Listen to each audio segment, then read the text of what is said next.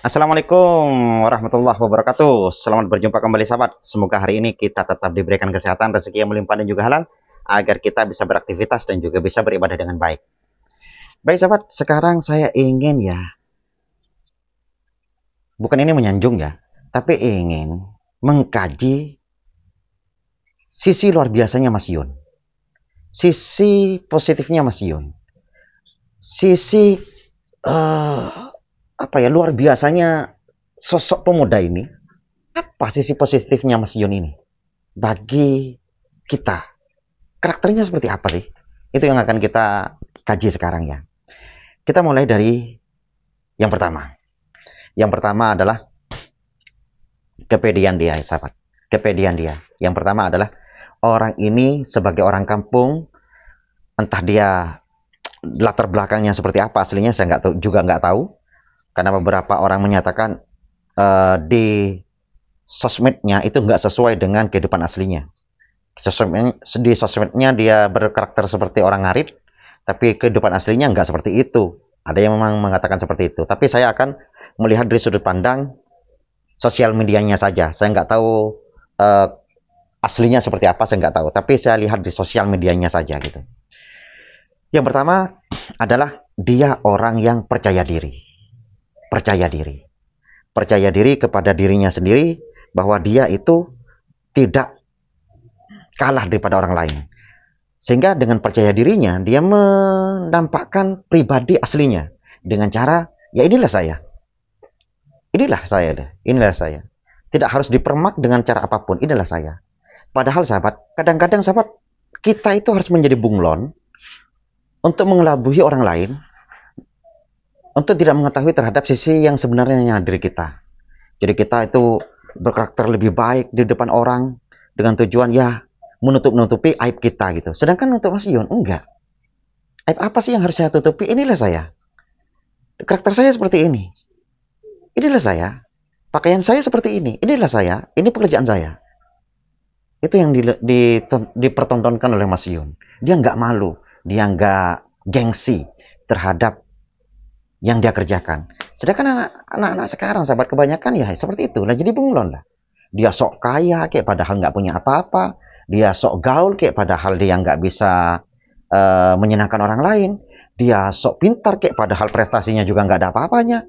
Dia sok pokoknya sok tinggi gitu. Akhirnya ketika dia pemuda terutama sekarang, sahabat, bekerja apapun dia melihat, wah, nggak pantas dengan diri saya itu pekerjaan itu. Akhirnya nggak kerja gitu.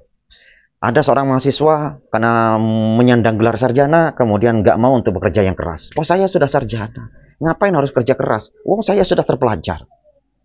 Jadi gengsi itu ada, sedangkan Mas Yun nggak. Apa yang saya bisa? Intinya yang positif, ya saya kerjakan. Itu diri Mas Yun. Dan saya respect. Yang pertama.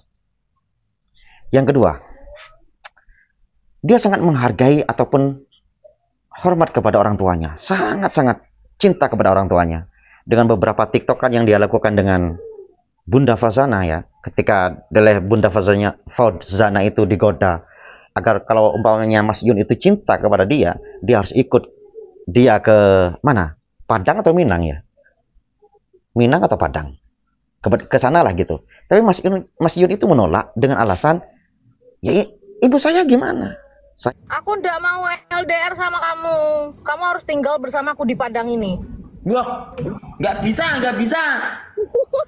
Kamu harus ikut sama aku ke sini yuk. Mas, kalau di dalam adat Minang, lelaki itu ikut perempuannya. Gimana pun keadaannya. Nggak makku biye. Oh, ini anak muda seperti apa yang seperti ini? Anak muda yang seperti apa yang seperti ini? Yang dia lebih mementingkan orang tuanya dulu sebelum dirinya. Ini respect. Respect. Angkat tangan lagi. Yang kedua. Yang ketiga. Dia itu sahabat orangnya sangat menjaga ibadah. kita lihat ya di beberapa tiktokan yang dia lakukan ya, sangat menjaga ibadahnya.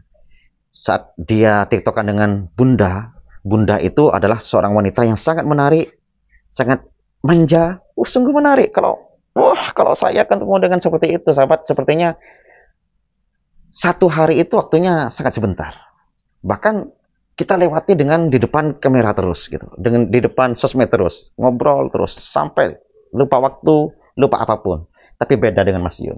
Ketika dia waktunya sholat, dia menghentikan live-nya, kemudian dia turun dari live-nya, walaupun dia ketemu dengan artis, dia ngobrol bucin-bucinan dengan artis, dia berhenti untuk melakukan sholat. Bahkan dia berusaha untuk tepat waktu. Ketika sudah adzan akan berkumandang di dalam tiktokannya itu, dia mengajak berhenti, berhenti, ini waktunya sholat. Gitu. Orang, ini udah sholat loh, waktunya sholat dia.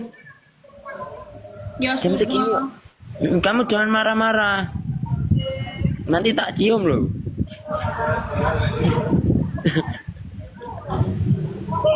Wis. Itu adikku udah mau adzan itu loh. Tolong adikku ponaan. Ya aku lo nunggu kamu tuh hampir setengah jam. Nggak, kan aku sholat toh. Iya. Aku paham. Aku harus mendahulukan kewajibanku sebelum aku mencintaimu.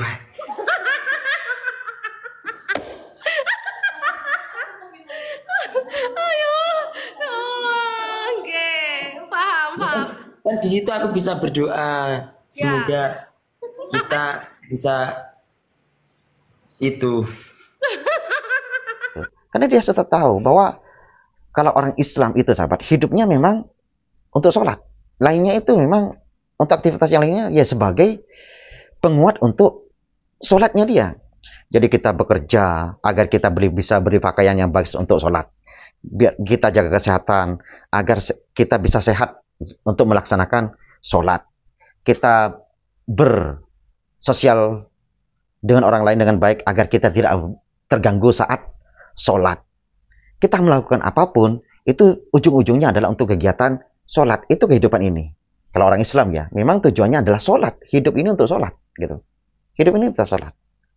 Sedangkan sahabat, kalau kita gitu sibuk sebentar, sibuk apa, padahal kadang-kadang berpikir ya sepenting Tuhan ngerti kok bahwa saya sedang sibuk. Tuhan ini siapanya kalian? Kok dia yang disuruh mengerti sih? Bukan kita yang harus mengabdikan diri kepada dia yang telah memberikan nyawa kepada kita, yang telah memberikan kehidupan ini, sehingga kita harus bersyukur dengan cara mengabdi kepada Tuhan kita. Dengan mengikuti seluruh perintah-perintahnya, terutama sholat itu. Lagi-lagi, respect.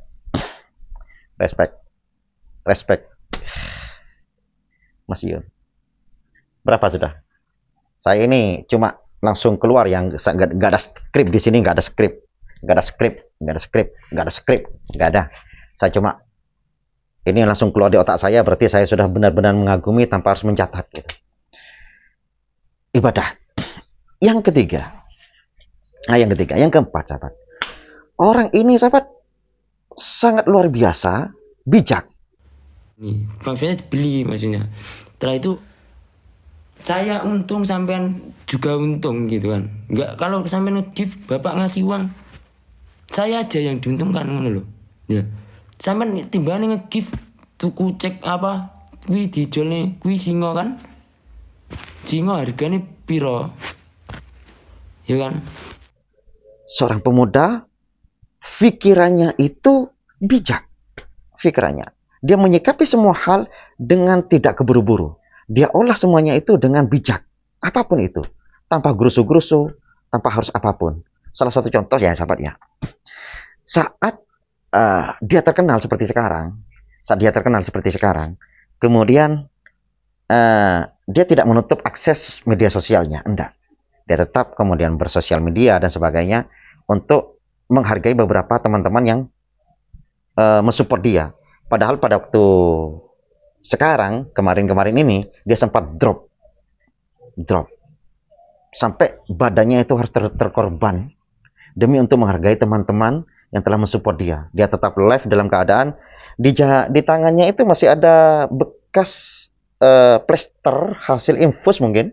itu dia live langsung untuk menghargai teman-teman karena dia bijak. Dia tidak pengen hanya sekedar berpikir dirinya sendiri gitu. Saya sudah kasih tahu ke teman-teman, jangan pernah mengidolakan saya gitu. Dan satu Iya, titik pun jangan pernah tanamkan hatimu untuk mengidolakan saya. Jika memang senang, tanamkan di hatimu, suatu saat aku akan menjadi pesaingmu.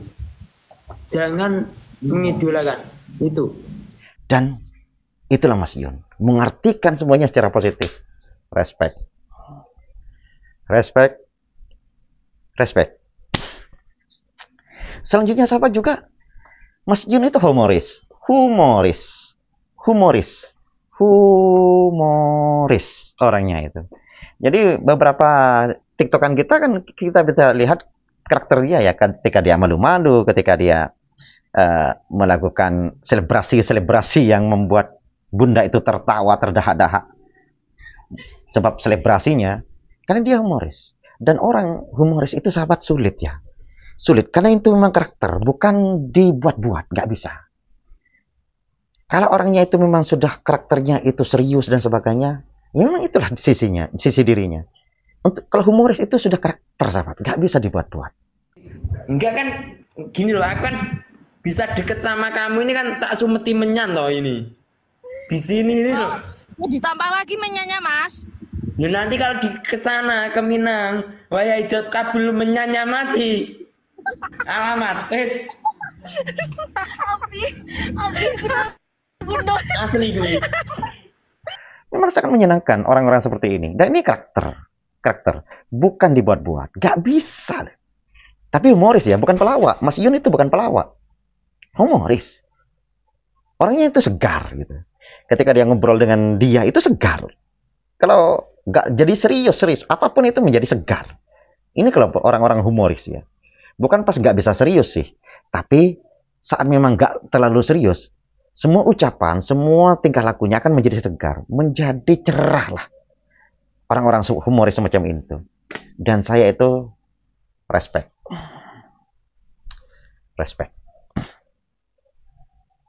Respect lagi kepada Mas Yun, kepada karakternya. Kemudian selanjutnya sahabat, nomor berapa sudah saya lupa ya. Dia romantis. Romantis. Allah, memang romantis. Suka, coba itu ada tulisan itu loh di belakangmu.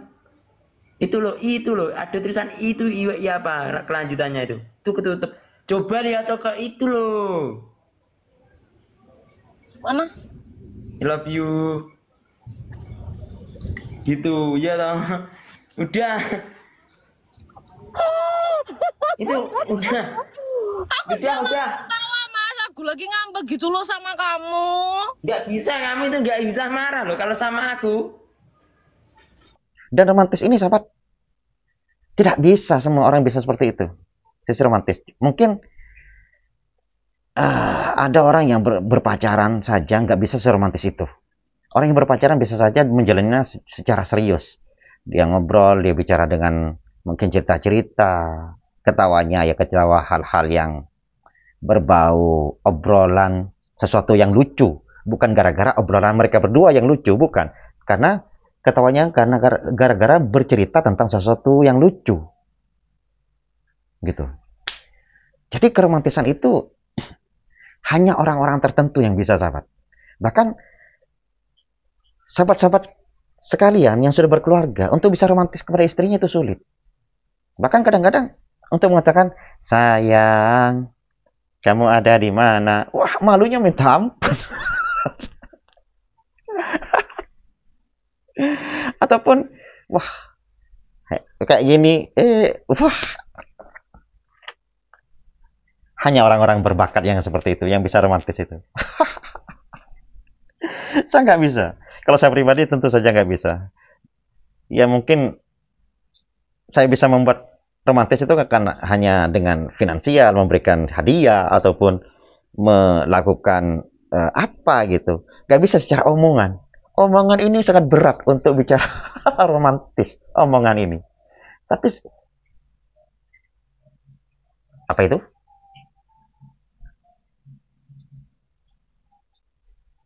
kecoa ya. Jadi sahabat, yang bisa romantis itu hanya memang karakter, dan tidak semuanya orang bisa untuk romantis itu. Mau dibuat-buat pun nggak bisa, sahabat. Rasa hati ini sangat luar biasa untuk menjaga image. Kalau umpamanya harus, apa yang mau disebutkan ya intinya? Karena ya mungkin karena saya pribadi itu bukan orang yang bisa romantis. Ya romantisnya ya dengan cara berbeda dengan Mas Yun. Ada beberapa orang mungkin romantisnya butuh biaya dengan memberikan hadiah, dengan memberikan apa. Tapi Mas Yun itu dengan ucapan, nggak butuh modal. Mas Yun itu dengan ucapan saja dirinya sudah romantis. Oh, jadi benar-benar kamu udah lupain aku gitu maksudnya? Enggak itu loh. Hujan panas saja aku terjang untuk cari pakan sapi, jangankan untuk mencintaimu. Membelah lautan pun aku lewati kok. Respect.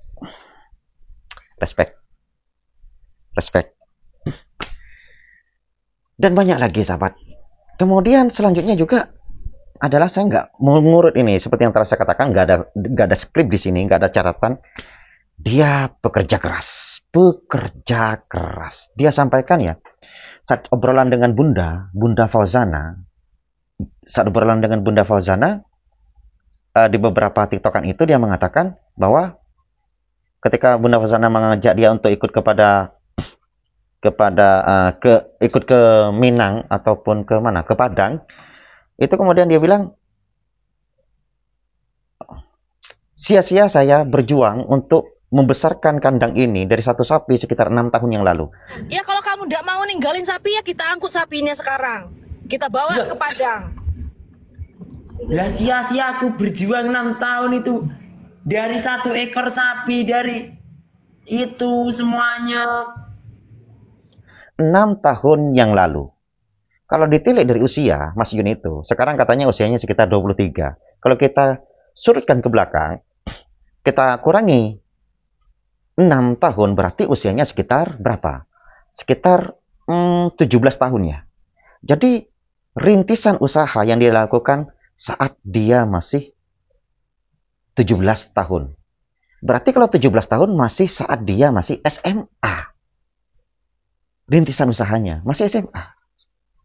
Anak SMA yang biasanya hanya bisa bermain, yang hanya bisa meminta uang kepada orang tuanya, tapi Mas Yun mendedikasikan dirinya untuk mulai bekerja, mendedikasikan dirinya untuk memperjuangkan hidupnya sendiri, untuk mengembangkan unit usahanya sendiri, sampai kemudian di usia 23 tahun dia sudah memiliki peternakan, walaupun oleh dirinya tidak mau disebut sebagai peternakan katanya, yang luar biasa.